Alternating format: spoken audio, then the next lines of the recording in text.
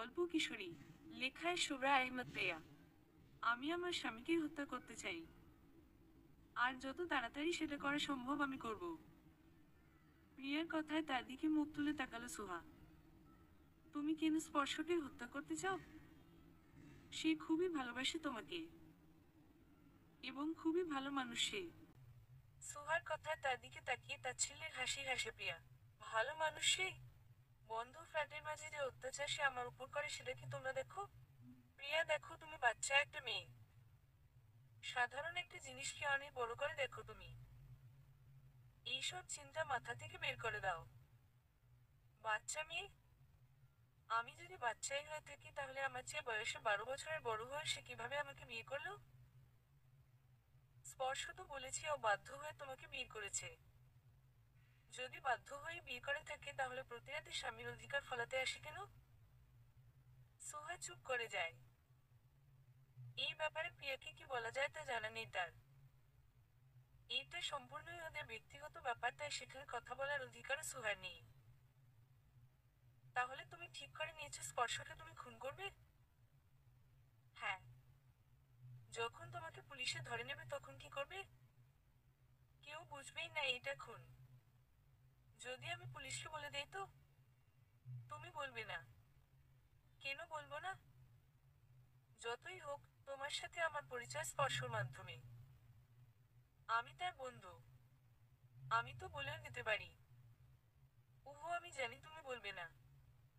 এইটুকু বিশ্বাস আছে আমার তোমার প্রতি। সুহার সাথে কথা বলেই উঠে দাঁড়ালো সে। অনেক হয়েছে, স্পর্শকে আর সহ্য করা যাচ্ছে না। সবকিছু থেকে মুক্তি পাওয়ার সময় হয়ে গেছে। বেডরুমের ভেতরে যেতেই বড় করে টানানো স্পর্শ আর নিজের বিয়ের ছবি দেখল প্রিয়া। লম্বা একটা দীর্ঘশ্বাস ফেলে আলমিরার দিকে এগিয়ে গেল সে। কিছু টাকা নিয়ে মুহূর্তেই ঘর থেকে বেরিয়ে এলো। কোথায় যাচ্ছ? এমনি এমনি তো তাকে মারতে পারবো না আমি। কিছু তো চাই তাকে মারার জন্য। তো তাকে মারার জন্য অস্ত্র কিনতে যাচ্ছ? কিছুটা তেমনই ধরে নাও। অস্ত্রের মাধ্যমে স্পর্শকে খুন করলে তুমি ফেঁসে যেতে পারো। বিষ তো দিতেই পারি, তাই না? আর এক মুহূর্তের জন্য ঘরে দাঁড়ালো না প্রিয়া। সদর দরজা দিয়ে বেরিয়ে লিফটে উঠে গেল। 14 তলা থেকে নিচে নামছে সে। নিচে নামতেই দেখা হয়ে গেল স্পর্শর সাথে। কোথায় যাচ্ছ তুমি? প্রিয়া বিন্দুমাত্র চমকালো না। খুবই আত্মবিশ্বাসের সাথে উত্তর দিল দোকানি। কেন? কিছু লাগবে? আমাকে বলতে পারতে। কিভাবে বলতাম? ফোন ছিল আমার কাছে। অনেক আগেই তো ফোন নিয়ে নিয়েছেন আমার কাছ থেকে। হ্যাঁ, তা অবশ্য ঠিক। কি করব বলো, নিজের বউকে তো আর পরকীয়া করার জন্য ছেড়ে দিতে পারি না আমি। প্রিয়া আর কিছুই বলল না। স্পর্শর প্রতি অরুচি এসে যাচ্ছে তার। স্পর্শকে পাশ কাটিয়ে যেতেই স্পর্শ লিফটে উঠে গেল। প্রিয়া কিছুটা সামনেই একটা শপে ঢুকলো। আপনার কাছে ইঁদুর মারার বিষ আছে? হ্যাঁ আছে। কতটা কার্যকরী? অনেকটাই। অনেকেই এই ঔষধ ব্যবহার করে। আপনি নিঃসন্দেহে কিনতে পারেন। এটি কতটা বিষাক্ত? মানুষও কি মারা যেতে পারে এতে? দোকানি ভ্রু কুঁচকে প্রিয়ার দিকে তাকালো। প্রিয়া বোকা বনে গেল। ও বুঝতে পেরেছে এভাবে কথা বলাটাও ওর উচিত হয়নি। আরে আপনি স্পর্শ ভাইয়ের বউ না? প্রিয়া কোনোমতে মাথা ঝাঁকিয়ে হ্যাঁ বলল। দোকানির কুঁচকে যাওয়া ভ্রু সোজা হলো। ইঁদুরের বিষ দিয়ে কি করবেন ভাবি? আজকাল কি এত উপরে ইঁদুর থাকে? কি আর করার, ইঁদুরের যন্ত্রণায় আর বাঁচা গেল না। আপনারা যেন কয় তলায় থাকেন? 14 তলায়। কি বলেন? এত উপরেও ইঁদুর আছে? আচ্ছা, আমি একটা ভালো ঔষধ দিচ্ছি। আমিও এইটাই ব্যবহার করি। ইঁদুরের যা উৎপাত! গত মাসে 4টা শার্ট কিনেছি, 3টেই ইঁদুরে কেটে ফেলেছে। প্রিয়া ভদ্রলোকের কথায় বিরক্ত হতে শুরু করলো। ভদ্রলোক বোধহয় বেশি কথা বলেন, তবে প্রিয়ার ইচ্ছে করছে না তার সাথে কথা বলতে। তাছাড়া এখান থেকে বিষ কিনলে তার ফেঁসে যাওয়ার সম্ভাবনা আছে। আমার একটা জরুরি কাজ মনে পড়ে গেছে, আমি আসছি। হ্যাঁ, এই ঔষধটা নিয়ে যান।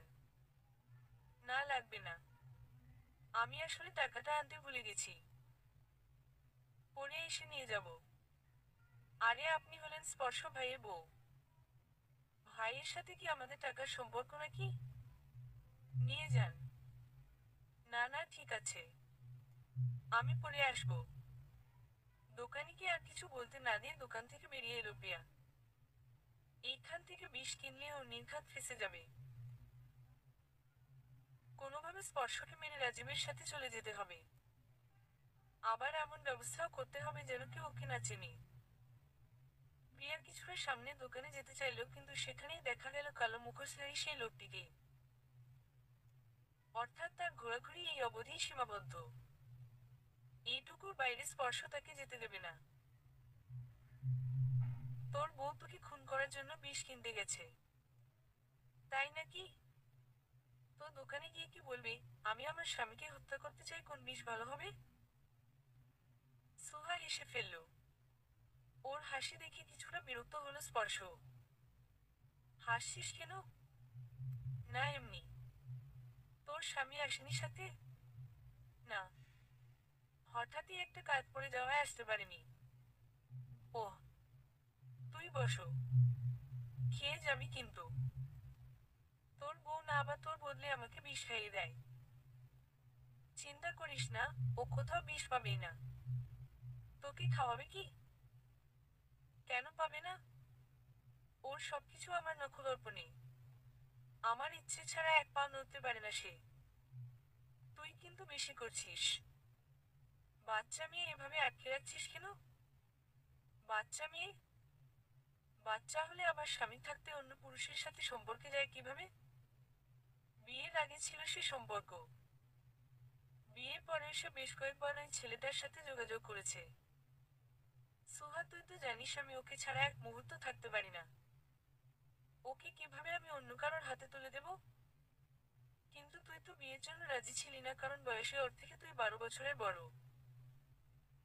যেখানে তোর বয়স 27, সেখানে ওর বয়স মাত্র 15। হ্যাঁ, করতে চাইনি বিয়ে, কিন্তু এখন পরিস্থিতি ভিন্ন। তখন মনে করেছিলাম এইটুকু মেয়ের সাথে সম্পর্ক সম্ভব নয়, কিন্তু পরে বুঝতে পেরেছি ও ছাড়া অন্য কাউকে কল্পনা করা আমার পক্ষে দুঃসাধ্য। কি এমন আছে ওর মধ্যে? জানি না। শুধু জানি ওকে ছাড়া থাকা আমার পক্ষে সম্ভব নয়।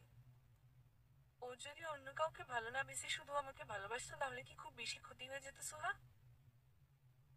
ওর দিকটাও একবার ভাব। ও কিভাবে এত সহজে নিজের থেকে বয়সে এত বড় একজন মানুষের সাথে মানিয়ে নেবে?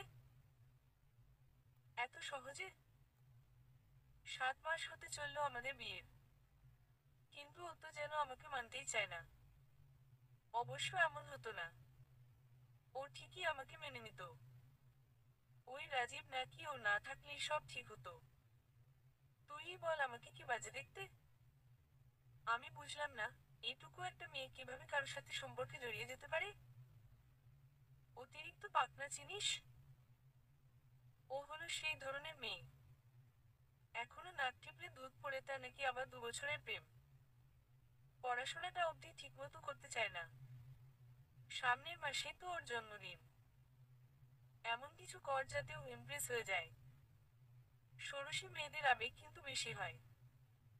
তোর কি মনে হয় সে চেষ্টা আমি করিনি? এইবারও তেমন কিছু করব, তবে ভিন্ন রকম।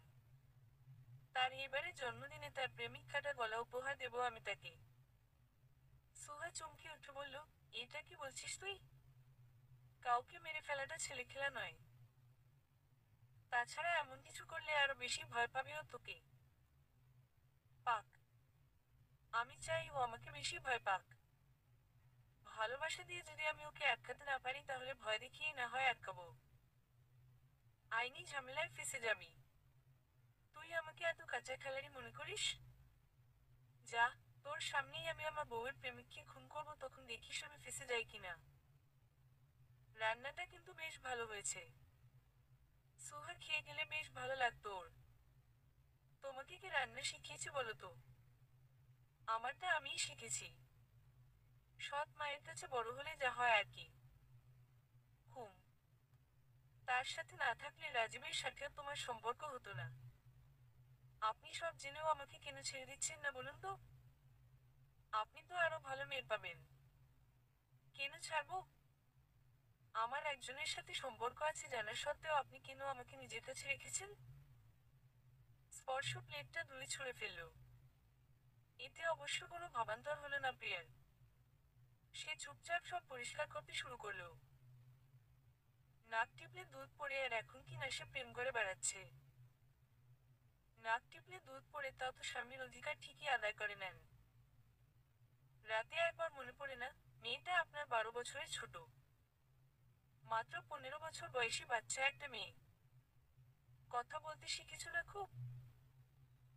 শিখতে হয়। দুনিয়ায় টিকে থাকতে হলে সঠিক কথা বলা শিখে হয়। তাই নাকি? তোকে শেখালো তোমাকে এই মহান বাক্য? রাজীব? হ্যাঁ, এই রাজীবকে তো আমি। কি করবেন? তাকে খুন করব আমি। প্রিয়া চমকে উঠে স্পর্শর দিকে তাকালো। স্পর্শ একটা দীর্ঘশ্বাস ফেলে চেয়ারে গিয়ে বসে পড়ল। রাজীবের জন্য ও যতটা চিন্তা করে তার এক ভাগও কখনো স্পর্শের জন্য করে না। সবকিছু ছাপিয়ে স্পর্শ সিদ্ধান্ত নিলে 7 মাসে যা করেনি আজ ও সেটা করবে। প্রিয়ার সাথে সরাসরি কথা বলবে। শুভ্রা রানী এখানে এসো। প্রিয়া স্পর্শর দিকে তাকালো। ওর মায়ের পর স্পর্শই শুধু ওকে শুভ্রা নামে ডাকে। স্পর্শ শুভ্রার সাথে যোগ করে রানী। স্পর্শ রাজ্যের রানী সে। ব্যাপারটা অবশ্য মন্দ লাগে না প্রিয়ার। সে চুপচাপ স্পর্শর পাশে এসে বসল। তুমি রাজীবকে ভালোবাসো? প্রিয়া হ্যাঁ বোধক মাথা নাড়ল। স্পর্শ একটা দীর্ঘশ্বাস ফেলে নিজের রাগটা নিয়ন্ত্রণের চেষ্টা করল। কেন ভালোবাসো তাকে? সে কি দেখতে আমার চেয়ে ফর্সা? না। আমার চেয়ে লম্বা? না। তার স্বাস্থ্য কি আমার চেয়ে ভালো? আপনি তার সাথে নিজের তুলনা এভাবে করছেন কেন? না, সে দেখতে আপনার চেয়ে ভালো নয় কিন্তু তাও আমি তাকে ভালোবাসি। কেন ভালোবাসো? তোমার বয়সী মেয়েরা তো এখন বাহ্যিক সৌন্দর্য দেখিয়ে প্রেমে পড়ে। কতটুকু জানেন আপনি আমাদের সম্পর্কে? আমাদের মধ্যে কখনো প্রেমের সম্পর্ক ছিল না কিন্তু আমি তাকে ভালোবাসি। আপনার সাথে আমি আছি 7 মাস। মনে করতে পারেন, এক রাতের জন্যও আপনি আমাকে ছেড়ে দিয়েছেন। কিন্তু তার সাথে আমি 2 বছর ছিলাম। সে কখনো আমার হাতটা ধরেও হাঁটেনি। এমনকি আমি যদি না চাইতাম সে বিয়ের পরেও আমার হাত ধরতে চাইতো না আর আপনি কখনো আমার অনুমতি নেওয়ার প্রয়োজন বোধ করেছেন? মানে? সিরিয়াসলি? যা খুশি বলে যাবে? বিয়ে করবে আর তোমাকে টাচ অব্দি করবে না, এটা কখনো সম্ভব? অবশ্যই সম্ভব। সবাই তো আর আপনার মতো নয়। তাহলে সে তোমাকে বিয়ে করবে কেন? কারণ সে আমাকে ভালোবাসে। আমাদের মধ্যে কখনো সম্পর্ক ছিল না তাও আমি জানি সে আমাকে ভালোবাসে। তাই নাকি? এত বিশ্বাস করো তাকে? হ্যাঁ করি। মা মারা যায় 5 বছর বয়সে। এর 40 দিন পরেই বাবা বিয়ে করে। ওই মহিলার 8 বছর বয়সী একটা মেয়ে ছিল। দুজনে মিলে অত্যাচার করতো আমার উপর। কখনো কাউকে কিছু বলার সাহস পেতাম না। নিজের বাবাও আমাকে বুঝতেন না। আমাকে প্রথমবার বুঝেছিল রাজীব। মানসিক শক্তির সন্ধান প্রথমে তার কাছে পাই। সে আমাকে শিখিয়েছে কিভাবে অন্যায়ের বিরুদ্ধে লড়তে হয়। বিশ্বাস করুন, তার সাথে আমার ভালোবাসার কোনো সম্পর্ক ছিল না। কিন্তু বড় হওয়ার সাথে সাথে ছেলে বলতে আমার সঙ্গী শুধু সেই ছিল। কখন তাকে ভালো লাগলো নিজেও জানতাম না। কখনো বুঝিনি। সে বুঝেছিল কিন্তু কখনো আমাকে বলেনি। জানেন কখন বুঝলাম তাকে ভালোবাসি? আমার বিয়ের আগে যখন এসে সে বলেছিল সে আমাকে ভালোবাসে। আমাকে ছাড়া থাকতে পারবে না। তার চোখের পানি সহ্য করতে পারছিলাম না। সে বলেছিল এইটাই ভালোবাসা। পালিয়ে যেতে চেয়েছিলাম তার সাথে কিন্তু তার আগেই বড় বোন মানে আমার সৎ মায়ের সেই আগের ঘরে মেয়ে ধরে ফেলে আর আপনার সাথে বিয়ে দিয়ে দেয়। আপনিই সব জেনে ফোন নিয়ে নিলেন। জানেন ওই ফোনটা আমাকে সে দিয়েছিল। তার তার সাথে কথা বলার জন্য। বলতামও কথা, কিন্তু তখন বুঝিনি সে ভালোবেসে আমাকে দিয়েছিল সেটা। চুপ করো শুভ্রা রানী। আমার সহ্য হয় না তোমার মুখে অন্য পুরুষের কথা। যাও ঘুমিয়ে পড়ো। তোমাকে আমি সারা জীবন আমার করে রাখবো। কাউকে দেব না। কখনো না। প্রিয়া কিছু না বলে চুপচাপ উঠে বিছানায় চলে গেল। বিছানা গোছানো শেষ হতেই স্পর্শ ঘরে ঢুকে সোজা বিছানায় শুয়ে পড়ল।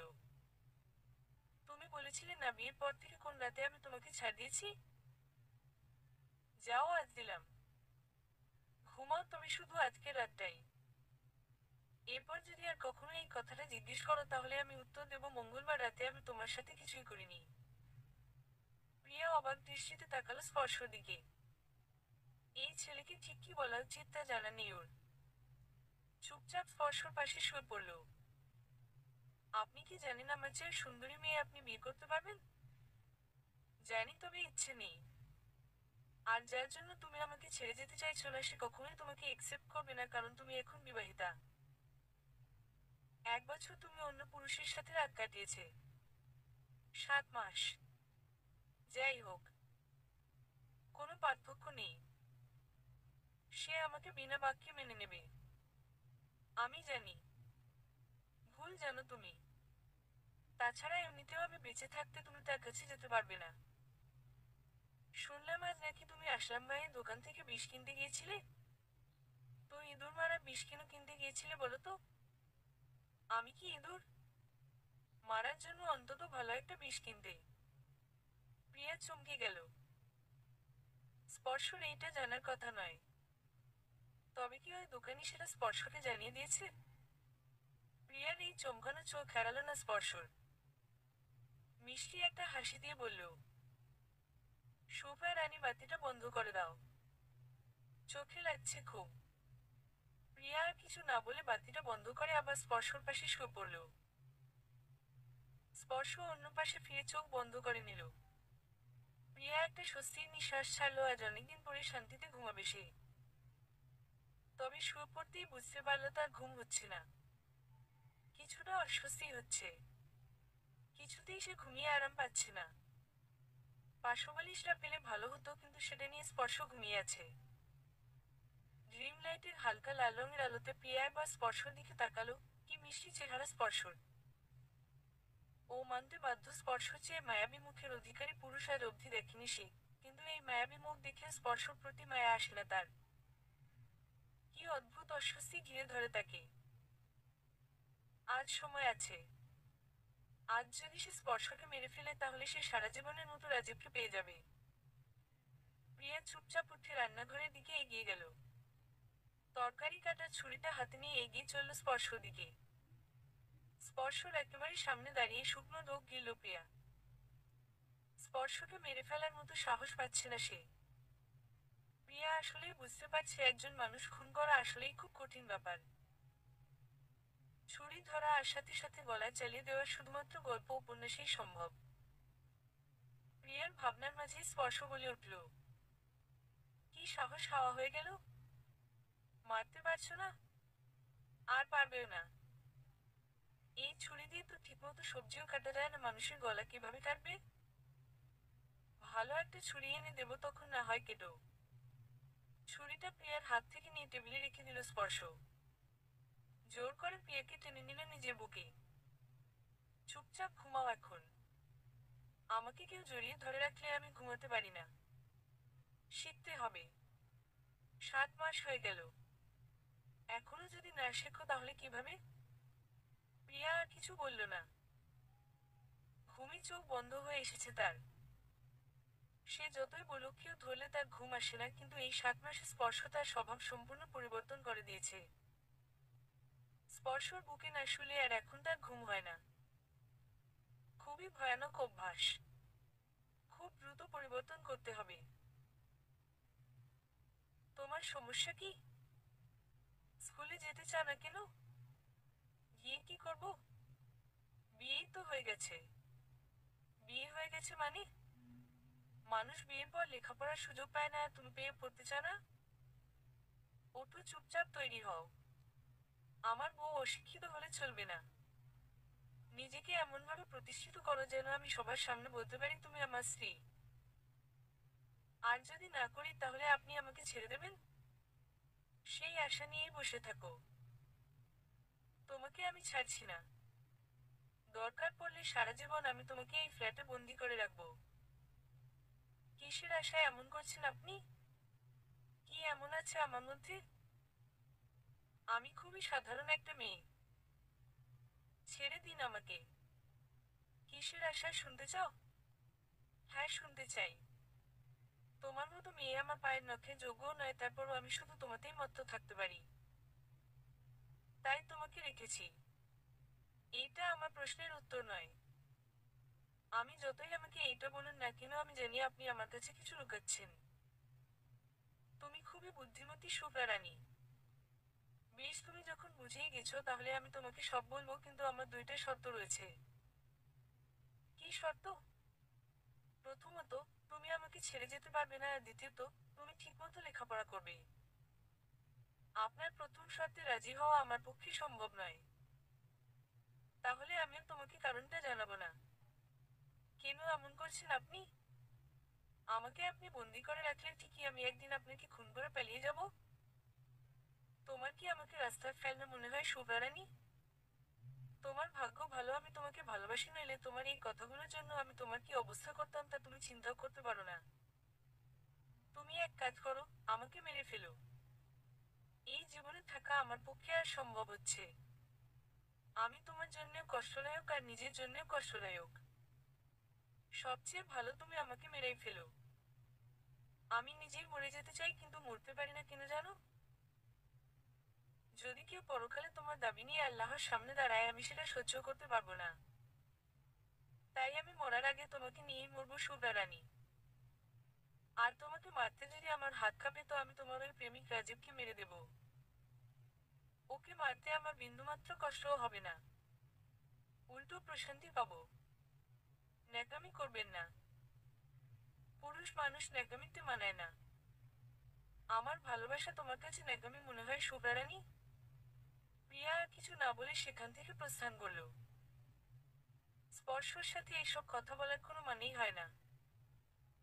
এর চেয়ে তো স্কুলে চলে যাওয়াই ভালো। সেখানে কি এখন একটু শান্তিতে থাকা যায়? ওকে পাহারা দেওয়ার জন্য সর্বত্র এখন স্পর্শ লোকজন লাগিয়ে রেখেছে। না খেয়ে বের হবেন না। কিছু খেয়ে যান। বাহ, মেরেও ফেলতে চাও আবার যত্ন সহকারে খাওয়াতে চাও? তোমার উদ্দেশ্যটা কি বলো তো শুভ্রা রানী? না খেতে হলে খাবেন না। নেহাত ছোট মা বলে, পুরুষ মানুষের সারাদিন না খেয়ে থাকা ভালো না। তাই আপনাকে খেতে রেখেছিলাম। তো আর তোমার সারাদিন কেমন কাটলো? যেমন সব সময় কাটে। উহু, আজ কিছুটা ব্যতিক্রম হয়েছে। আজ তোমার ক্লাসের হৃদয় নামের একটা ছেলের সাথে তুমি কথা বলেছিলে। আমি হৃদিতাকে দেখেছি কিনা সেটাই জিজ্ঞেস করেছিল। কি জিজ্ঞেস করেছিল সেটা ব্যাপার না। ব্যাপার হলো তুমি আমার হয়ে কিভাবে অন্য পুরুষের সাথে কথা বলো। আপনাকে না মাঝে মাঝে আমার সাইকো মনে হয়। মাঝে মাঝে? হুম। সবাই তো বলে আমি অল টাইম সাইকো। নইলে তোমার সাথে বিয়ে না দিয়ে তোমার ছোট মা তোমার বড় বোনের সাথেই আমার বিয়ে দিত। মানে? মানে তোমার ছোট মা 5 লক্ষ টাকার বিনিময়ে তোমার সাথে আমার বিয়ে দিয়েছে। আগে বলেননি কেন? বললে কি করতে? টাকাগুলো ফেরত আনতে। ওগুলো দরকার নেই।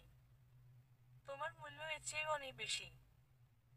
তুমি তো আমার সাম্রাজ্যের একমাত্র সম্রাজ্ঞী। ভাগ্যিস তোমার বোনের সাথে আমার বিয়ে হয়নি। নইলে কি হতো বলো তো? আমি কিছু বুঝতে পারছি না। প্লিজ পরিষ্কার ভাবে বলুন। বলছি রে বাবা, একটু ধৈর্য ধরো। আগে খেতে দাও। খিদে পেয়েছে আমার। দিচ্ছি। আপনি খেতে খেতে বলুন। আমার বাবা যখন গ্রামে জমিজমাগুলো দেখতে যায় সেখানেই সে আমার কিশোরী সম্রাজ্ঞীকে দেখতে পায়। পরে তিনি এই কিশোরীকে স্পর্শর সম্রাজ্ঞী বানানোর ইচ্ছা পোষণ করেন। তারপর তোমার বাবা মায়ের সাথে কথা বলেন। আমার বাবার জমিদারি সম্পর্কে জেনে উনি খুব করে চাইছিলেন যেন তোমার সাথে বিয়েটা না হয়ে তার মেয়ের সাথে হয়। কিন্তু যখন আমার ব্যাপারে জানতে পারলেন তখন আর সেই ইচ্ছে পোষণ করলেন না। 5 লক্ষ টাকার বিনিময়ে তোমার সাথে আমার বিয়ে দিতে রাজি হয় ওনারা। কি জেনেছিল ওনারা আপনার ব্যাপারে? জানতে চাও শুভ্রা রানী? জানাবো তোমাকে। সবই জানাবো। কিন্তু প্লিজ সব জেনে আমাকে ছেড়ে যাওয়ার সিদ্ধান্ত নিও না। আমি সম্পূর্ণ এলোমেলো হয়ে যাব। অবশ্য আমি তোমাকে যেতে দেব না। জানো শুভ্রা রানী, বাবা যখন বলেছিল তিনি আমার বিয়ে ঠিক করেছে তাও আমার চেয়ে 12 বছরের ছোট একটা মেয়ের সাথে, আমি বিস্ময়ে কিংকর্তব্যবিমূঢ় হয়ে গিয়েছিলাম। একদমই রাজি ছিলাম না। মা নেই আমার। বাবা ছোট থেকে মানুষ করেছে তাই তার কথা ফেলতে পারলাম না। নিজের ইচ্ছার বিরুদ্ধে তোমাকে বিয়ে করলাম। কিন্তু বিশ্বাস করবে না, সেদিন রাতে আমি তোমাকে সম্পূর্ণ নতুন করে আবিষ্কার করেছিলাম। তুমি সত্যিই খুব আলাদা। আপনি এখনো বলেননি কেন আপনার সাথে বড় আপুর বিয়ে হয়নি? ওরে বাবা, জানার এত তারা? আসলে আমার এই ইচ্ছা আছে তো তাই। কি? প্রিয়ার চিৎকারে উচ্চ স্বরে হেসে উঠল স্পর্শ। ও ভাবতেও পারেনি প্রিয়া এতটা সিরিয়াস হয়ে যাবে। হাসতে হাসতেই জবাব দিল, সরি শুভ্রা রানী, মজা করছিলাম। এমন কিছু নেই আমার। আপনি খুবই বাজে। ভীষণ রকমের বাজে। এই বাজে ছেলেটার সাথেই তোমাকে সারা জীবন থাকতে হবে। কখনো না। আমি পালিয়ে যাব এখান থেকে। তুমি এখনো মনে করো তুমি এখান থেকে পালাতে পারো? মানুষ চাইলে সব পারে। তুমি তো মানুষ নও শুভ্রা রানী। তুমি পাথর। আমার এই ভালোবাসার সমুদ্র চোখে পড়ে না তোমার। তুমি শুধু রাজীবের ভালোবাসার পুকুরেই ডুবে আছো। আরে পুকুর থেকে মুভ অন করো। দেখো বাইরে ভালোবাসার সাগর অপেক্ষা করছে তোমার জন্য। চাই না আমার সমুদ্র। আমার পুকুরেই আমি বেশ আছি। সমুদ্রটাও তো তোমার শুভ্রা রানী। সেখানে তো আর কেউ অধিকার করতে পারে না। প্রিয়া আর কিছু বলল না। স্পর্শর কিছু কথায় ও সম্পূর্ণ এলোমেলো হয়ে যায়। নিজের উপর নিজেরই আর নিয়ন্ত্রণ থাকে না তার। এত গভীরতা থেকে কিভাবে কথা বলে স্পর্শ? আচ্ছা, ওর কষ্ট হয় না? অবশ্যই হয়। কিন্তু ওকেই বা কেন ধরে রেখেছে স্পর্শ? ওর থেকে তো আর কিছু পাওয়ার নেই তার। এখনই বের হবেন? বের হওয়াটা জরুরি? তুমি না বললে বের হব না। কাজটা জরুরি, তবে তোমার চেয়ে বেশি না। না মানে অনেক রাত হয়ে গেছে তো তাই জিজ্ঞেস করলাম। তুমি কি চাও না আমি চাই? আসলে এত রাতে একা থাকতে আমার ভয় লাগবে। আগে কখনো থাকিনি তো। তুমি ভয় পাও? তাহলে আমাকে খুন করবে কিভাবে? তোমার মনে হবে না আমার ভূত তোমার ঘাড় মুটকে দেবে? কি সব বাজে কথা বলেন আপনি? বাজে কথা? বাজে কথা নয় শুভ্রা রানী। একদম ঠিক কথা। আমি মরে গেলে তোমার ঘাড় মুটকে দেবো আমি। আর না পারলে তুমি যাকে বিয়ে করবে তার ঘাড় মুটকে দেবো আমি।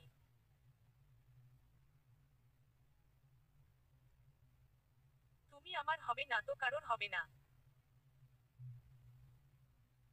ও আচ্ছা।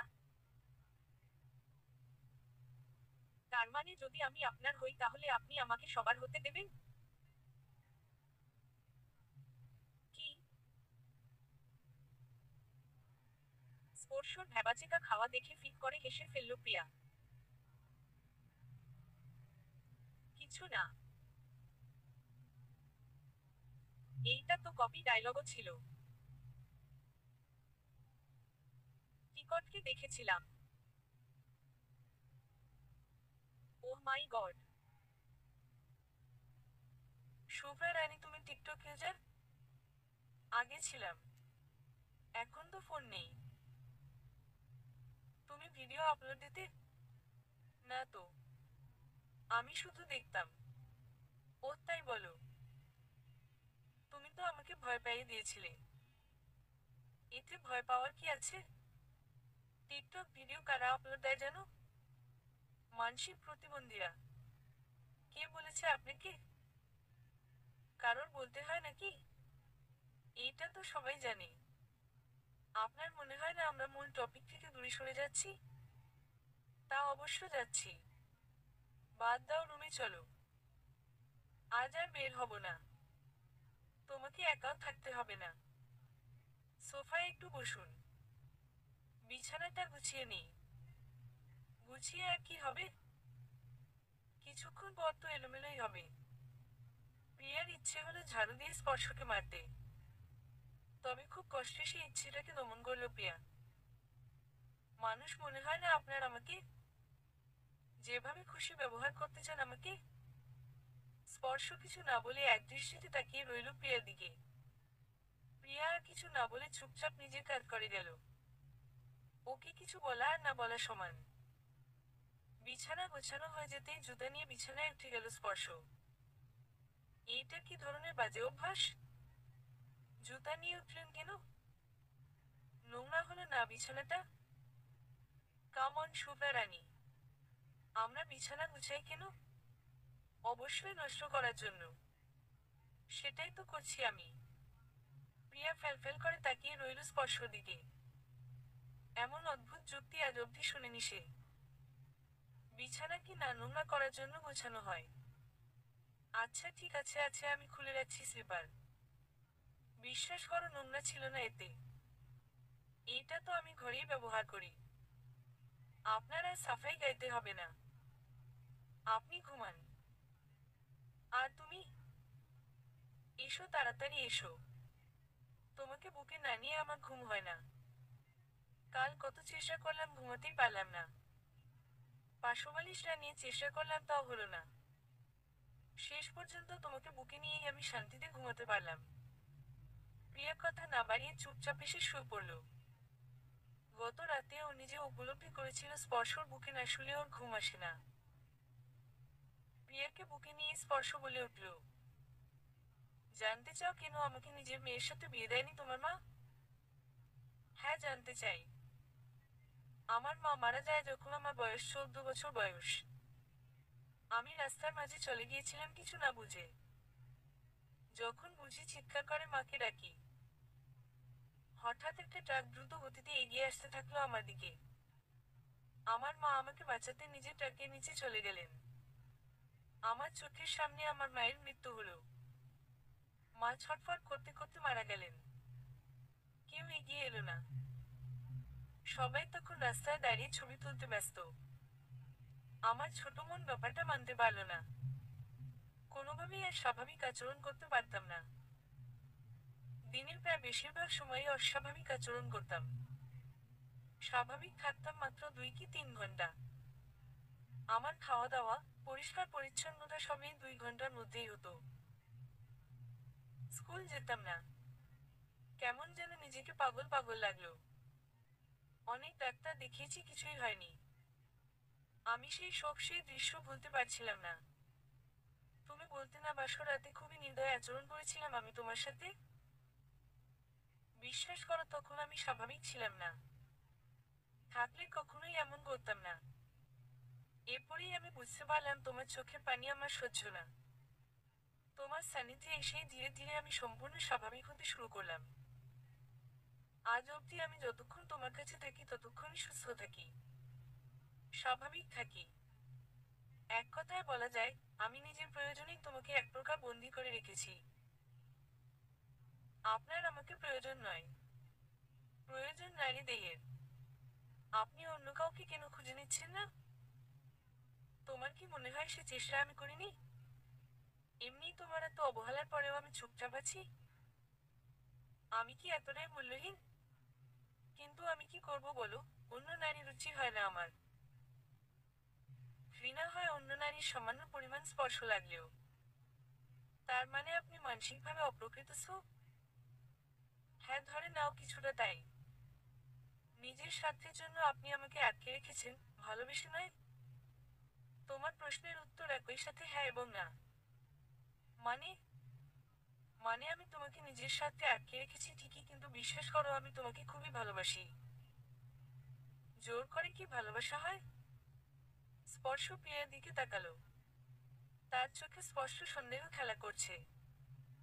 ও জানে জোর করে ভালোবাসা সম্ভব নয়, কিন্তু ও জানে প্রিয়া তাকে ভালোবাসে। কিন্তু স্পর্শ বুঝতে পারছে না প্রিয়া কেন সেটা স্বীকার করতে চায় না। কি হলো, কথা বলছেন না কেন? তুমি সত্যিই আমাকে ভালোবাসো না শুভ্রা রানী? না, বাসি না। সত্যি? হ্যাঁ, সত্যি। একটা দোকান থেকে সবজি কাটার ছুরি নিয়ে বেরোতে দেখা হলো সুহার সাথে। কি রে, কোথায় গিয়েছিলি? ছুরি কিনতে। বেশ ধার বুঝলি। অনায়াসে মানুষের গলা কাটা সম্ভব। মানে, তুই কি সত্যিই রাজীবকে খুন করার কথা ভাবছিস? উহু। এটা গিয়ে আমার শুভ্রা রানীর হাতে তুলে দেবো যেন ও আমাকে মারতে পারে। কি? কেন? কাল শুভ্রা একটা কথা বলল। জানিস কি? জোর করে ভালোবাসা হয় না। আমি সারা রাত চিন্তা করেছি। আসলেই জোর করে ভালোবাসা সম্ভব নয়। আমি শুভ্রাকে ভালোবাসি। আমি চাই ও যেন আমাকে ভালোবাসে, কিন্তু ও আমাকে ভালোবাসে না। তাই বলে তুই ওকে বলবি ও যেন তোকে হত্যা করে? মাথা খারাপ হয়ে গেছে তোর? ওহো। হত্যা করতে বলবো না, শুধু ছুরিটা তার হাতে তুলে দেব। তো এই ছুরি হাতে পেলে ও কি তোকে ছেড়ে দেবে? সে আশাও আমি রাখি না। আজ একটা স্ট্যাটাস পড়লাম, তুমি যাকে ভালোবাসো তাকে যেতে দাও। সে যদি তোমার কাছে ফিরে আসে তাহলে সে তোমার। আর যদি সে ফিরে না আসে তাহলে সে কখনো তোমার ছিলই না। কাল সারা রাত ওর কথাটা চিন্তা ভাবনা করার পর আর সকালে এই স্ট্যাটাসটা দেখার পর ভাবলাম, ওকে যেতে দেব। তো যেতে দে। ওর হাতে এই ছুরি তুলে দিচ্ছিস কেন? ও যদি আমাকে ছেড়ে চলে যায় তাহলে কি আমি ভালো থাকতে পারবো? এমনিতেই তো আমি মরে যাব। এর চেয়ে ভালো ও নিজেই আমাকে মেরে ফেলুক। অন্তত ওকে হারানোর যন্ত্রণাটা তো আর হবে না। এইটা নেহাতি পাগলামি ছাড়া আর কিছু নয় স্পর্শ। তুই অনেক ভালো মেয়ে পাবি। ও যদি যেতে চায় যেতে দে ওকে। ভালো তো অনেক পাবো, কিন্তু সবাইকে কি আর আমার শুভ্রা রানীর মতো ভালোবাসতে পারবো? স্পর্শ দেখ, প্লিজ ভাই, পাগলামি করিস না। আমি তো পাগলই। সবাই তো আমাকে পাগল বলে আমার সঙ্গ ছেড়ে দিয়েছিল। আমি তো ছাড়িনি। তুই তো তুই। সবাই কি আর তোর মতো নাকি? আমার বাবার পরে কেউ যদি আমার আপন থাকে তাহলে সেটা তুই। মায়ের পর বোন নাকি তার ভাইকে আগলে রাখে, তাকে ভালোবাসে। আমার কোনো বোন নেই, কিন্তু সমবয়সী হওয়ার পরেও আমার এই অভাব তুই পূরণ করেছিস। তোর প্রতি তো আমি চিরকৃতজ্ঞ। যদি সত্যিই কৃতজ্ঞ হয়ে থাকিস তাহলে তুই এইটা প্রিয়াকে দিবি না। আমি সত্যিই তোর প্রতি কৃতজ্ঞ সুহা, কিন্তু আমাকে এইটা করতে বলিস না। আমি পারবো না। স্পর্শ তুই। সুহা প্লিজ। আমি সিদ্ধান্ত নিয়ে নিয়েছি। তুই যদি সত্যিই আমার ভালো চাস তাহলে আমাকে আটকাবি না। কাল আমার বাসায় চলে আসিস। হয় গিয়ে আমার লাশ পাবি, নইলে শুভ্রাকে আমার সাথে পাবি। আর যদি দুইটার একটা না হয়, মানে যদি প্রিয়া তোকে না মেরে পালিয়ে যায়, তাহলে নিশ্চয়ই অন্য কিছু হবে। তবে কি হবে আমি নিজেও জানি না। এই নিয়ে আমার ফ্ল্যাটের চাবি রাখো। আমি মরে গেলে তো আর দরজা খুলতে পারবি না।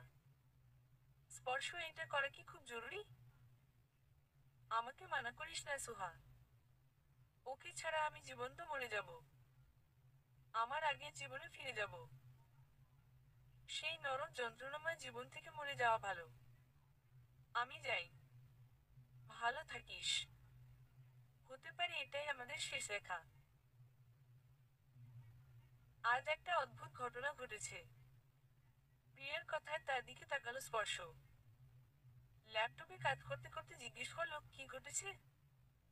আজ না আমি রাস্তায় একজন কালো মুখোশধারী সেই লোকগুলোকে দেখিনি। তাদের দুদিনের জন্য অন্য একটা কাজে পাঠিয়েছি। আজ একদিন আর কাল একদিন। তারপর আবার ওরা চলে আসবে। ওহ। শুভ্রা রানী। হুম। ছুরিটা নাকি ধার কমে গিয়েছে বলেছিলে? ঠিকমতো সবজি কাটা যায় না? আজ একটা নিয়ে এসেছি। দেখো তো কেমন। কোথায়? ওই তো টেবিলের উপর রেখেছি।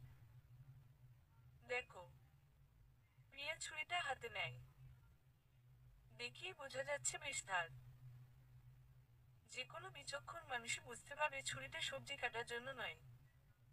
সবজি কাটার ছুরি এত ধার হয় না। তবে প্রিয়ার ছোট্ট মস্তিষ্ক সেটা ধরতে পারল না। সে সাধারণভাবেই ভেবে নিল এইটা স্পর্শ শুধুই সবজি কাটার জন্য এনেছে, তবে এইটা বেশ ধার। কেমন শুভ্রা রানী?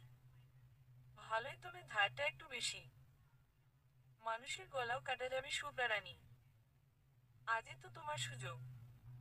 কোনো গার্ডস নেই। হাতে ধারালো ছুরি।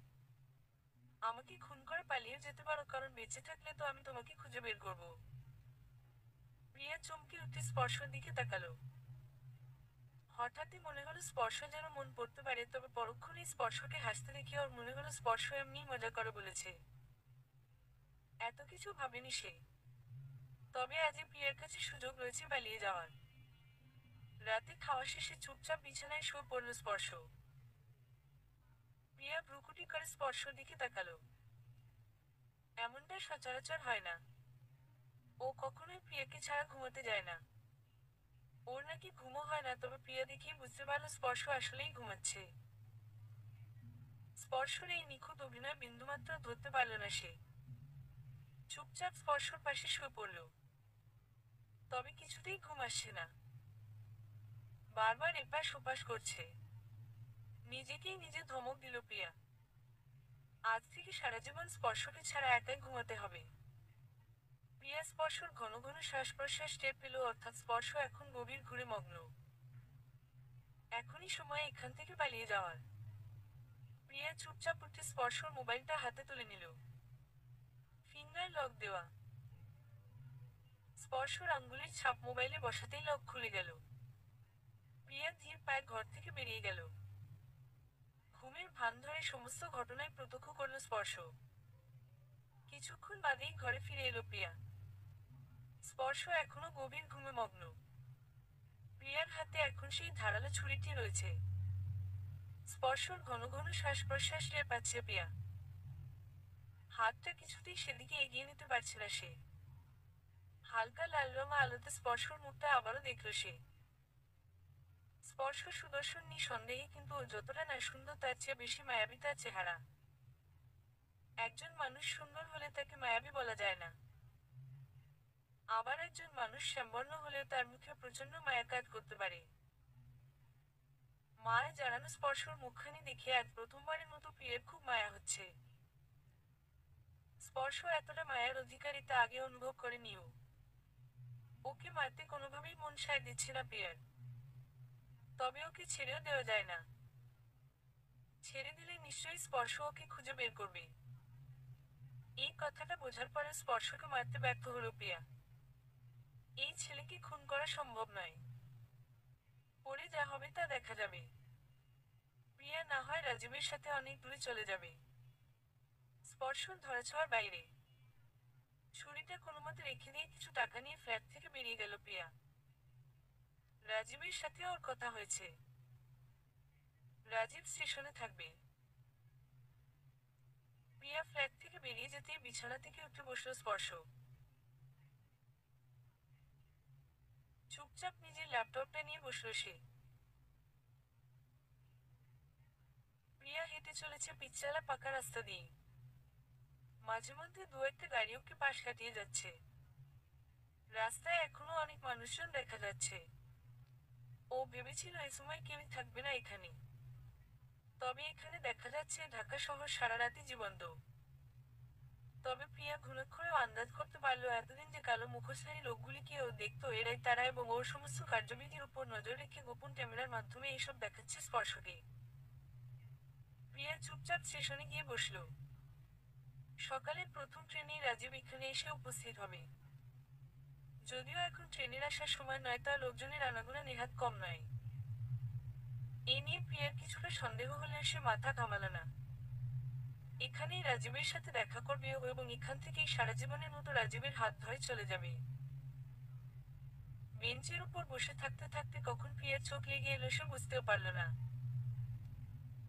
ভোর হতে না হতেই সুহা স্পর্শর ফ্ল্যাটের সামনে চলে এসেছে। সমানে ডোরবেল বাজিয়ে যাচ্ছে, তবে দরজা খোলার নাম নেই। সুহার হঠাৎই বেশ ভয় লাগতে শুরু করলো। ও যা ভাবছে যদি তা হয় তাহলে কি হবে। সুহা কাঁপা কাঁপা হাতে ফ্ল্যাটের চাবি নিয়ে দরজা খুলল। কোনো সাড়া শব্দ পাওয়া যাচ্ছে না। সুহা কয়েকবার স্পর্শর নাম ধরে ডাকলো, কিন্তু কোনো রূপ প্রত্যুত্তর পাওয়া গেল না। বেডরুমের দিকে যেতেই দেখতে পেল স্পর্শ ইজি চেয়ারের উপর চোখ বন্ধ করে বসে আছে। তার সামনে একটা টেবিল, যার উপর একটা বন্দুক আর একটা ল্যাপটপ রয়েছে। ল্যাপটপে দেখা যাচ্ছে প্রিয়াকে। মানুষজনের ভিড়ে সে কাউকে খুঁজছে। এসে গেছিস? তোর মতো হারামি আমি আমার জীবনে কখনো দেখি নাই। এতক্ষণ ধরে ডাকছি, উত্তর দিস না কেন? কেন ভয় পেয়েছিলি? তোর পাওয়া উচিত না। কাল সারা রাত টেনশনে ঘুমাতে পারিনি আমি। স্পর্শ কিছু না বলে একটু মুচকি হাসল। এই হাসিটা পছন্দ হলো না সুহার। সে স্পর্শর পাশে থাকা ইজি চেয়ারে গিয়ে বসে পড়ল। স্পর্শ নিশ্চয়ই ওটা ওর জন্যই রেখেছে। কখন গিয়েছে ও? রাত 2:30টার পরে। তোর সাথে আবার কিছু করেনি তো? দেখতেই পাচ্ছিস বেঁচে আছি। সুহা আর কিছু না বলে ল্যাপটপে মনোযোগ দিল। প্রিয়া এতক্ষণ কাউকে খুঁজছিল। কিছুক্ষণের মাঝেই তার দেখা হলো একটা ছেলের সাথে। চোখে মোটা ফ্রেমে চশমা, রোলা ঢালা শার্ট প্যান্ট, শ্যামবর্ণের চেহারা। চেহারাটা শ্যামলা হলেও বেশ মায়াবী, তবে স্পর্শর মতো এত গভীর মায়া মাখানো মুখ নয় তার। প্রিয়াকে দেখেই তার দিকে এগিয়ে এলো ছেলেটি।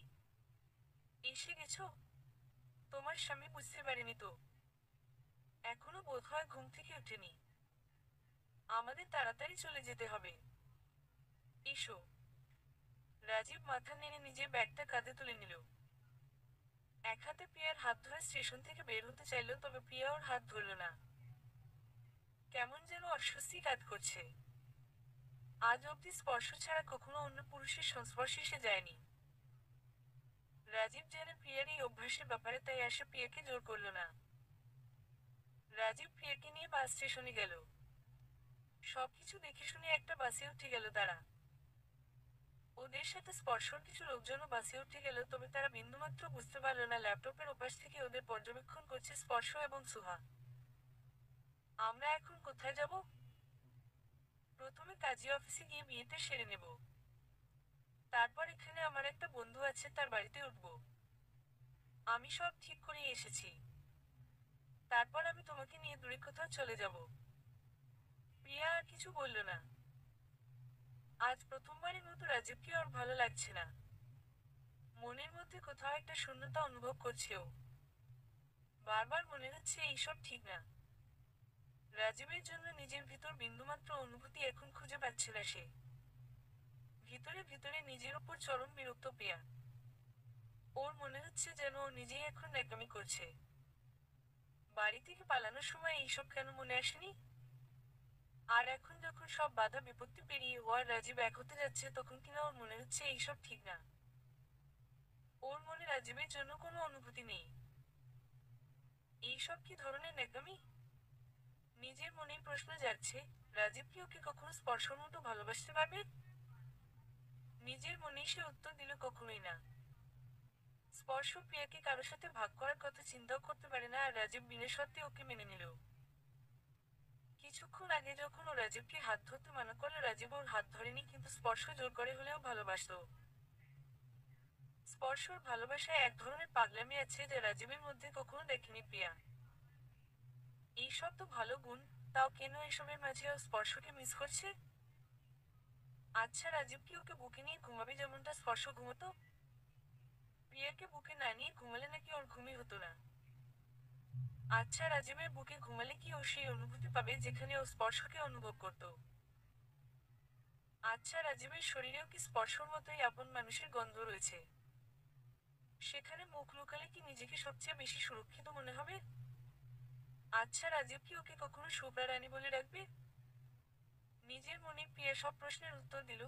কখনোই রাজীব স্পর্শ হতে পারবে না। আমরা চলে এসেছি। চলো নামি। প্রিয়া মাথা ঝাঁকিয়ে হ্যাঁ বোঝালো। চুপচাপ রাজীবকে অনুসরণ করে চলেছে। রাজীবের চোখে মুখে খুশি ঝলক দেখা যাচ্ছে। রাস্তা দিয়ে হেঁটে যেতে যেতে বলছিল অনেক কথাই, কিন্তু একটা কথাও প্রিয়ার কর্ণকুহর অবধি পৌঁছালো না। একটা সময় পরে কাজী অফিসের সামনে পৌঁছালো তারা। রাজীব প্রিয়াকে নিয়ে ভিতরে চলে গেল। সে সময় সুহা চমকে উঠে চিৎকার করলো, ওরা তো কাজী অফিসের ভিতরে চলে গেল, এখন কি হবে? স্পর্শ ঠোঁটে এক দুর্ভেদ্য হাসি দেখা গেল। টেবিল থেকে বন্দুকটা তুলে নিয়ে ল্যাপটপের দিকে তাক করলো। কি রে, কি করছিস তুই? কিছু না। রাজীবকে গুলি করতে ইচ্ছে করছে আমার। ল্যাপটপের ভিতর থেকে? সুহার প্রশ্নের জবাব দিল না স্পর্শ। ইজি চেয়ারে হেলান দিয়ে বসেছে সে। বন্দুকটা এখনো তার হাতে। দৃষ্টি ল্যাপটপের স্ক্রিনে রয়েছে, যেখানে দেখা যাচ্ছে তার বিবাহিতা স্ত্রী অন্য একজনকে বিয়ে করার জন্য কাজী অফিসে ঢুকেছে। এবং কাজী সেখানে টাকার বিনিময়ে বিয়ে পড়ানো শুরুও করে দিয়েছেন। স্পর্শ বন্দুকটা নিজের মাথার কাছে নিয়ে গেল। কি করছিস স্পর্শ? যেই মুহূর্তে আমার শুভ্রা রানী আমাকে ভুলে অন্য কারোর জন্য কবুল বলবে, সেই মুহূর্তে গুলিটা আমার মাথায় গিয়ে লাগবে। কি সব পাগলামি করছিস স্পর্শ? নামা ওটাকে। তুই এমন কিছু করবি না। আমার শুভ্রা রানীকে আমি ছেড়ে দিয়েছি সুহা। সে এখন মুক্ত। তোকে বলেছিলাম না, তোর সামনেই আমি রাজীবকে আমি খুন করব? সেটা তো আর সম্ভব নয়। তাই তোর সামনে আমি নিজেকেই নিজে হত্যা করব। আত্মহত্যা আর কি। পাগল হয়েছিস স্পর্শ তুই? নিচে নামা বন্দুকটা। স্পর্শ নিচে নামিয়ে রাখলো বন্দুকটা। একবার সুহার দিকে তাকালো। সুহা কখনোই ওকে এটা করতে দেবে না, ও জানে। স্পর্শ সুহার হাত ধরে ওকে বারান্দায় নিয়ে আটকে দেয়। হতভম্ব সুহা কিছুই বুঝতে পারে না, কিন্তু স্পর্শ ওকে বন্দি করছে দেখে চমকে উঠল সে। সে বুঝতে পেরেছে এখন কি হতে পারে। আয়নার দরজা হওয়ায় ভেতরে সবকিছুই দেখা যাচ্ছে। সে চিৎকার করে স্পর্শকে দরজা খোলার জন্য বলে যাচ্ছে। স্পর্শ আবার নিজের ইজি চেয়ারে এসে বসেছে। সুহা চিৎকার করে ওকে এমন কিছু করতে মানা করছে। স্পর্শ কিছু না বলে ল্যাপটপের দিকে তাকালো। ইতিমধ্যে রাজীব কবুল বলে দিয়েছে। এখন শুধু প্রিয়ার বলা বাকি। স্পর্শ বন্দুকটা নিজের মাথার কাছে তুলে নিল। প্রিয়াকে কবুল বলতে বলা হয়েছে। সময় যত এগোচ্ছে ওর মনে হচ্ছে যেন ও কিছু একটা হারিয়ে ফেলছে। বুকের মধ্যে হাহাকার। অনুভব করছে চরম শূন্যতা। কেন এই শূন্যতা? এই শূন্যতার কারণ কি স্পর্শ? কেন প্রতি মুহূর্তে স্পর্শকে মনে পড়ছে? ও তো ভালোবাসে না স্পর্শকে, তাহলে কিসের টান ওর প্রতি? স্পর্শর সাথে কাটানো প্রতিটা মুহূর্তের কথা মনে পড়ছে। প্রতিটি বিশেষ মুহূর্ত, প্রতিটি বিশেষ সময়, প্রতিটা রাত, প্রতিটা দিন। স্পর্শর বাহুডোরে নিজের কাটানো সমস্ত মুহূর্ত। প্রিয়া হাত দিয়ে মাথা চেপে ধরল। আর সম্ভব হচ্ছে না নিজের সাথে যুদ্ধ করার। বারবার আফসোস হতে থাকলো কেন ও বাড়ি থেকে বেরিয়েছিল। স্পর্শকে ছাড়া তার শুভ্রা রানী একেবারেই অসম্পূর্ণ। কি হলো প্রিয়া, কবুল বলো। প্রিয়া চেয়ার থেকে উঠে দাঁড়ালো। সাক্ষীর জন্য আসা দুজন, কাজী এবং রাজীব, তিনজনেই বেশ অবাক হলো। আমি এ বিয়ে করতে পারবো না। আমার বিয়ে হয়ে গেছে। মানে? কি বলছো তুমি এসব? পাগল হয়েছো? আমি ঠিকই বলছি রাজীব। আমি এতদিন রুমের মধ্যে ছিলাম। আমি ভালোবাসি না তোমাকে। তোমার চোখের পানি দেখে আমারও সেদিন চোখে পানি এসেছিল, তুমি সেটার ব্যাখ্যা দিয়েছিলে ভালোবাসা। আর আমার অবুঝ মন সেটা মেনে নিয়েছিল। কিন্তু রাজীব, এইটা ভালোবাসা ছিল না। এইটা ছিল মায়া। তোমার সাথে এতদিন থাকায় তোমার প্রতি মায়া পড়ে গিয়েছিল, তাই সেদিন তোমার কষ্টে আমি কেঁদেছিলাম। মায়া ব্যতীত কোনো ভালোবাসা ছিল না। ভালোবাসা কাকে বলে জানো? ভালোবাসা হলো ভালোবাসার মানুষটির অবর্তমানে প্রতিনিয়ত তাকে মনে করা। বিশ্বাস করো, বাড়ি থেকে বের হওয়ার পরে, এমনকি তোমার সাথে দেখা হওয়ার পরেও প্রতি মুহূর্তে আমি স্পর্শকে অনুভব করেছি। আমি অনুভব করেছি স্পর্শই আমার জীবনের সবচেয়ে বড় প্রাপ্তি, আমার জীবনের একমাত্র ভালোবাসা। এইসব কি বলছো প্রিয়া? তুমি কিভাবে আমাদের ভালোবাসার মুহূর্তগুলো ভুলে যেতে পারো? আমরা এই দিনটার জন্য কতদিন অপেক্ষা করেছি। না রাজীব, আমি ভালোবাসিনি তোমাকে। তুমি আমার সরলতার সুযোগ নিয়ে আমাকে ভুল বুঝিয়েছো। সরলতা? যে মেয়ে রাতের অন্ধকারে নিজের স্বামীকে ছেড়ে পর পুরুষের হাত ধরে পালিয়ে আসতে পারে, সে কেমন সরল? প্রিয়া অবাক দৃষ্টিতে তাকালো রাজীবের দিকে। ও কল্পনাও করতে পারেনি রাজীব এমন একটি বাক্য উচ্চারণ করবে। রাজীবের কথার কোনো জবাব না দিয়ে চুপচাপ সেখান থেকে উঠে এলো সে। এতক্ষণ যাবৎ সমস্ত ঘটনার প্রত্যক্ষদর্শী স্পর্শ নিজে। ও বিশ্বাসও করতে পারছে না প্রিয়া রাজীবকে রিজেক্ট করে স্পর্শর কাছে ফিরে এসেছে। সে মুভ অন করতে পেরেছে রাজীবের থেকে। নিজেকে প্রতিষ্ঠিত করেছে স্পর্শর ভালোবাসার সমুদ্রে। স্পর্শর ভাবনার ঘোর কাটল সুহার ডাকে। সে চুপচাপ উঠে বারান্দার দরজাটা খুলে দিল। বারান্দার দরজা খুলে দিতেই সুহার সামনে এসে সরাসরি এক থাপ্পড় মারল স্পর্শকে। স্পর্শ কিছু বলল না। সুহার অধিকার আছে এইটা করার। স্পর্শকে স্বাভাবিক করার চেষ্টা সবচেয়ে বেশি করেছিল সুহা, আর তারই সামনে আত্মহত্যা করতে যাচ্ছিল সে। সুহা কিছু না বলে চুপচাপ ব্যাগ নিয়ে স্পর্শর ফ্ল্যাট থেকে বেরিয়ে গেল। পিছন থেকে স্পর্শ কয়েকবার ডাকলেও কোনো জবাব দিল না সুহা।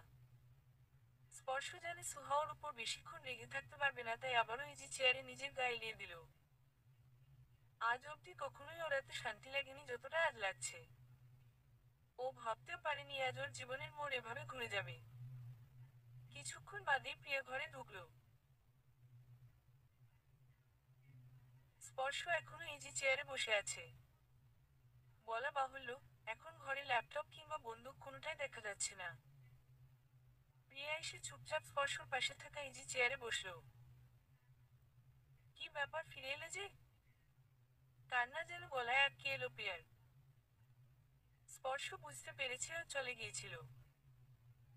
কান্নারত অবস্থায় কোনোমতে জবাব দিল, আমি আপনাকে মিস করছিলাম। মিস করছিলে নাকি রাজীব তোমাকে মেনে নেয়নি? নাকি ব্যবহার করে ছুঁড়ে ফেলে দিয়েছে তাই উপায়ন্তর না পেয়ে আমার কাছে ফিরে এসেছো? এসব আপনি কি বলছেন? কেন, আমি কি ভুল কিছু বলেছি প্রিয়া? প্রিয়া হতভম্ব হয়ে স্পর্শর দিকে তাকালো। ও ভাবতেও পারেনি স্পর্শ এমন কিছু বলবে, কিংবা বিয়ের 7 মাসে স্পর্শ আজ অবধি ওকে কখনো শুভ্রা রানী ছাড়া প্রিয়ার সম্বোধন করেনি। আপনি ভুল ভাবছেন, এমন কিছু হয়নি। আমি সত্যিই আপনাকে মিস করছিলাম। তাই নাকি? কিন্তু এখন তো আমি তোমাকে মেনে নেব না শুভ্রা রানী। তুমি রাত বিরাতে বেরিয়ে পর পুরুষের সাথে বেরিয়ে যাবে আর আশা করো সকালে আমি তোমাকে মেনে নেব? আমি কি এতটাই সহজলভ্য যে পর পুরুষের সাথে রাত কাটানো বউ গড়ে তুলব? আপনি আমাকে ভুল বুঝছেন। ভুল ঠিক জানি না। আমার জন্য এখনো অনেক মেয়ে লাইন ধরে দাঁড়িয়ে আছে। আমি আর তোমাকে মেনে নিচ্ছি না।